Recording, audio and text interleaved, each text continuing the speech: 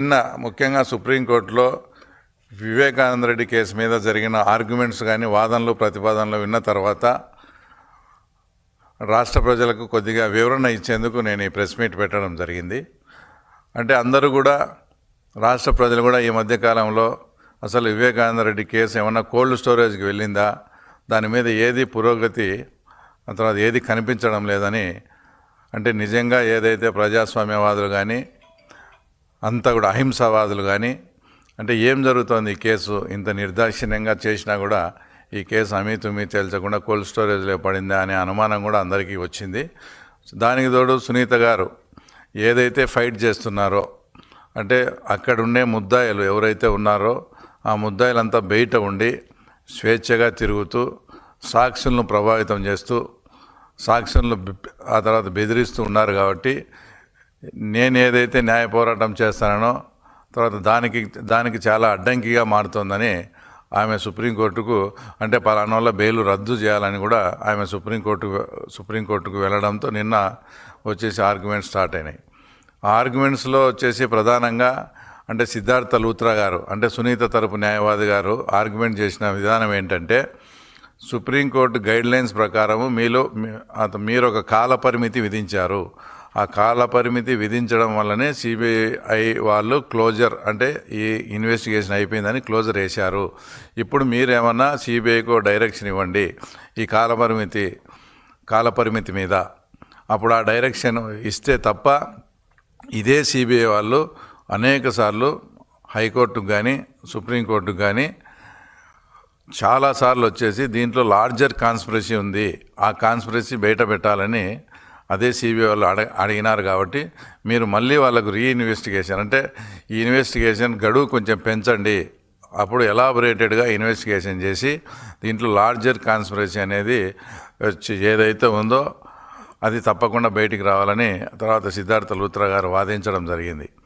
ఇంకోటి పాయింట్ ఏంటంటే, ఏదైతే సునీత రాజశేఖర్ అంటే వివేకానంద రెడ్డి కూతురు అల్లుడి మీద ఒక అతను కృష్ణారెడ్డి పేరుతో ఒకటి ఫాల్స్ కంప్లైంట్ ఇవ్వడం, తర్వాత సిబిఐలో పనిచేసే రామ్ సింగ్ మీద కూడా తర్వాత ఒకటి ఫాల్స్ కంప్లైంట్ ఇచ్చి దాని మీద బాగా డిలే చేసి అదంతా కూడా చాలా ఇబ్బంది పెట్టే కార్యక్రమం జరిగింది. అవి కూడా అత్యున్నత న్యాయస్థానం సుప్రీంకోర్టు దృష్టికి తీసుకురావడంతో ఆ రెండు కేసులు కూడా ఫాల్స్ కేసెస్, వీటిని క్వాష్ చేస్తున్నామని కూడా చెప్పడం, అలాగే దాంట్లో రిటర్న్గా రాయడంలో కూడా ఇవి కేవలం చాలా దురుద్దేశపూర్వకంగా ఈ కేసులు వీళ్ళపై పెట్టడం జరిగింది అని కూడా అత్యున్నత న్యాయస్థానం కామెంట్ చేసింది. అంటే దీన్ని బట్టి వాళ్ళ అధికారాన్ని, ఆ రోజుల్లో స్టేట్ గవర్నమెంట్ అధికారాన్ని ఏ విధంగా ఉపయోగించుకున్నారో కూడా దేశ అత్యున్నత న్యాయస్థానం దాంట్లో క్లియర్గా అంతా కూడా వివరించడం జరిగింది. తర్వాత ఏదైతే ముద్దాయిల తరపున ఉన్నారో వాళ్ళ లాయర్, డిఫెన్స్ లాయరు ఇప్పటికే ఒక్కొరు 2 సంవత్సరాలు తర్వాత 3 సంవత్సరాలు లోపల ఉన్నారు. ఇంకా వాళ్ళ బెయిల్ రద్దయి ఇంకా లోపలికి చేస్తే మాకు ఇబ్బంది అవుతుందని ఆయన వాదించడంతో అప్పుడు వచ్చేసి సిబిఐ లాయర్ గారు కూడా, అంటే రాజు అని సిబిఐ లాయర్ గారు కూడా ఆయన ఆర్గ్యుమెంట్ చేస్తూ, అసలు ఈ కేసు అనేది 2 సంవత్సరాలు ముద్దాయిలు 5 సంవత్సరాల కేసు కాదు. ఈ కేసును అప్పట్లో సాక్ష్యాలు నీట్గా తురిపేయడం కానీ, ఆ తర్వాత మొదటిగా దాని ఆత్మహత్యగా చిత్రీకరించడం కానీ, తర్వాత సాక్ష్యాలను చెరిపేయడం, తర్వాత కుట్లు వేయడం, ఇవన్నీ చూస్తే అసలు వీళ్ళకు 2 ఏళ్ళు 5 ఏళ్ళు కాదు, ఇది మరణశిక్ష వరకు పోయే కేసు ఇది.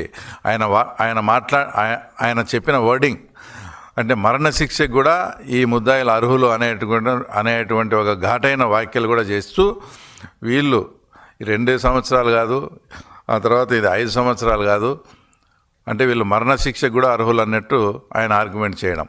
ఇదంతా విన్న తర్వాత సుప్రీంకోర్టు ధర్మాసనం వచ్చేసి, అంటే ఇంతకు మీరు ఏం అడుగుతున్నారు, ఇప్పుడు మీరు ఏమైనా కస్టోడియల్ ఇన్వెస్టిగేషన్ అడుగుతున్నారా, అంటే ముద్దాయిలను లోపలే పెట్టి ఈ కేసు విచారణ జరపమంటారా తర్వాత అని ఫస్ట్ క్వశ్చన్ అడగడం. రెండోది, అలా ఒకవేళ ముద్దాయిలను లోపల పెట్టాల్సి వస్తే ఆ ముద్దాయిల పేర్లు ఇమ్మని కూడా అత్యున్నత న్యాయస్థానం అడగడం. అప్పుడు సుప్రీంకోర్టు ఆ తర్వాత అప్పుడు సిబిఐ లాయర్ వచ్చేసి మాకు 9వ తేదీకి గడువు లోపల మీరు రిటర్న్గా క్లియర్గా అఫిడవిట్ ఇవ్వండి, ఏ ముద్దాయిలను లోపల పెట్టి కేసు విచారణ చేయాలి, కస్టోడియల్ విచారణకు మీరు అడిగినప్పుడు ఏ ముద్దాయిల్లో ఆ ముద్దాయిల పేర్లు కూడా ఇవ్వండి అని ఆయన క్లియర్గా ఒక డైరెక్షన్ కూడా ఇచ్చారు. అంటే ఇవన్నీ కూడా సునీత గారు ఏదైతే ఒక పోరాటం చేస్తున్నారో ఆ పోరాటానికి ఒక ముందు స్టెప్, అంటే ఒక స్టెప్ ముందుకు పోయినట్లు వచ్చేసి క్లియర్గా కూడా ఇదంతా కనిపిస్తుంది. దాంట్లో కూడా ఎవరైతే ఈ ముద్దాయిలుగా ఉన్నారో దేవిరెడ్డి శంకర్ రెడ్డి కానీ వాళ్ళ అబ్బాయి వచ్చేసి అక్కడ కడప జైల్లో దస్తగిరి ఉన్నప్పుడు అక్కడ పోయి ఆయన ప్రలోభ పెట్టడం, ప్రలోభానికి లొంగకపోతే భయపెట్టడం. ఆ ఇన్సిడెంట్ జరిగినప్పుడు నేను కూడా సహముద్దాయిగా అదే జైల్లో ఉండి తర్వాత నాతో కూడా స్టేట్మెంట్ తీసుకున్నారు.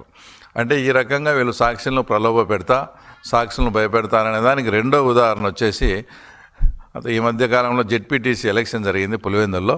అక్కడ విశ్వనాథ్ రెడ్డి అనే అతన్ని కూడా దేవిరెడ్డి శంకర్ రెడ్డి అనేక మార్లు ఫోన్ చేసి బెదిరించారని అది కూడా కంప్లైంట్ రికార్డ్ అయ్యి అది కూడా కేసు కూడా రిజిస్టర్ అయింది. అంటే ఇవన్నీ ఎందుకు చెప్పాల్సి వస్తుందంటే వాళ్ళు బయట ఉండి ఈ రకంగా సాక్షులను కానీ ఇంకో రకంగా కానీ ప్రలోభాలకు గురి చేయడం, భయపెట్టడం చేస్తున్నారనే వచ్చే సునీత గారు ఏదైతే వాదన చేస్తున్నారో ఆ వాదన ఖచ్చితంగా నిజమవుతూ ఇదంతా చూస్తే సునీత గారు ఏదైతే న్యాయ పోరాటం చేస్తూ ఉన్నారో వచ్చేసి దానికి తగ్గ ఫలితం వచ్చేసి తొందరలోనే రాబోతుందనే దానికి, ఎందుకంటే సుప్రీంకోర్టు కూడా ఆ తర్వాత సిబిఐ వాళ్ళ లాయర్ కూడా ఏం చెప్పారంటే ఇదంతా మాట్లాడుతూ total master mind is Avinash Reddy అని కూడా ఆయన కామెంట్ చేయడం జరిగింది. అంటే దీంట్లో కర్త కర్మ క్రియ అంతా కూడా అవినాష్ రెడ్డికి తెలిసే జరిగింది. Total master mind is Avinash Reddy అని. కాబట్టి సునీత గారు ఏదైతే వీళ్ళు బయట ఉంటే ఈ కేసు సజావుగా జరగదని అనుకుంటున్నారో ఆమె ప్రార్థన మేరకు సుప్రీంకోర్టు కూడా నిన్న జరిగిన దాన్ని బట్టి చూస్తే తప్పకుండా ఈ కేసులో చాలా ముందుకు పోయి సునీత గారు ఏదైతే అడుగుతారో ఆమె పోరాటానికి న్యాయం జరుగుతుందని కూడా వచ్చి ఖచ్చితంగా ఆశిస్తూ, రెండోది ఈ మధ్యనే జరిగిన బై ఎలక్షన్ మాట్లాడితే 2024లో 11 సీట్లు వచ్చే దానికి కారణం ఈవీఎం అంటాడు.